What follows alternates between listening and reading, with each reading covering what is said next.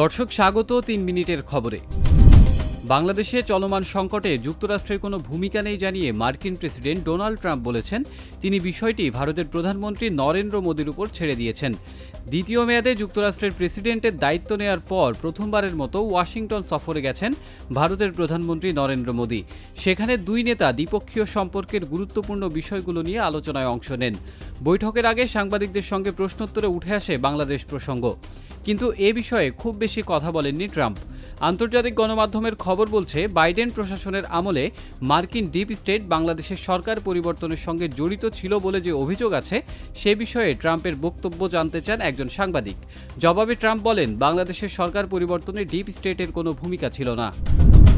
বাংলাদেশে Starlink satellite internet পরিষেবা চালু করা এবং ভবিষ্যৎ সহযোগিতা সম্পর্কে যুক্তরাষ্ট্রের প্রেসিডেন্ট ডোনাল্ড ট্রাম্পের ঘনিষ্ঠ মিত্র ইলন মাস্কের সঙ্গে আলোচনা করেছেন অন্তর্বর্তী সরকারের প্রধান উপদেষ্টা অধ্যাপক ডক্টর মোহাম্মদ ইউনুস। প্রধান উপদেষ্টার প্রেস উইং থেকে দেওয়া বিবৃতিতে জানানো হয়েছে, ডক্টর ইউনুস দুবাই থেকে বৃহস্পতিবার বাংলাদেশ সময় রাত ৯টায় স্পেস এক্স, টেসলা ও এক্সের মালিক ইলন মাস্কের সঙ্গে ভিডিও কনফারেন্সের মাধ্যমে বিস্তৃত আলোচনা করেছেন।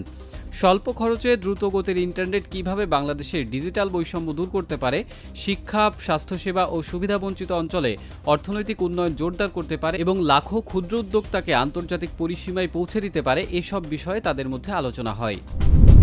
আজ শুক্রবার একসঙ্গে কয়েকটি গুরুত্বপূর্ণ দিবস। মুসলমানদের কাছে পবিত্র দিন হিসেবে পরিচিত শুক্রবার রাতে পালিত হবে শবে বরাত। এই রাত্রি ইসলাম ধর্মের অনুসারীদের কাছে বিশেষ মর্যাদাপূর্ণ। রাত্রি লাইলাতুল বরাত হিসেবেও পরিচিত। শবে বরাত উপলক্ষে বাণী দিয়েছেন প্রধান উপদেষ্টা। শবে বরাতের পরদিন শনিবার সরকারি ছুটি। আজ পয়লা ফাল্গুন বা ঋতুরাজ বসন্তের শুরু এবং বিশ্ব ভালোবাসা দিবস।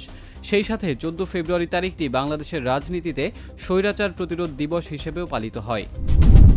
ভারতের মণিপুর রাজ্যে রাষ্ট্রপতির শাসন জারি করা হয়েছে। মুখ্যমন্ত্রী এন বীরেন সিংহের পদত্যাগের 4 দিন পরই সিদ্ধান্ত নিল দেশটি। বৃহস্পতিবার ভারতীয় সংবাদ মাধ্যম দ্য হিন্দু জানায়, মণিপুর বিধানসভাকে স্থগিত রাখার ঘোষণা দিয়েছে কেন্দ্রীয় স্বরাষ্ট্র মন্ত্রণালয়, যেখানে বলা হয় রাষ্ট্রপতি দ্রৌপদী মুর্মু মনে করেছেন এই পরিস্থিতিতে সংবিধানের বিধান অনুসারে ওই রাজ্য সরকার পরিচালনা করা সম্ভব নয়। মণিপুরে দীর্ঘদিন ধরেই বিজেপি সরকারের নিরাপত্তা বাহিনীর সঙ্গে কুকি বিদ্রোহীদের সংঘর্ষ ও সহিংসতা চলছে।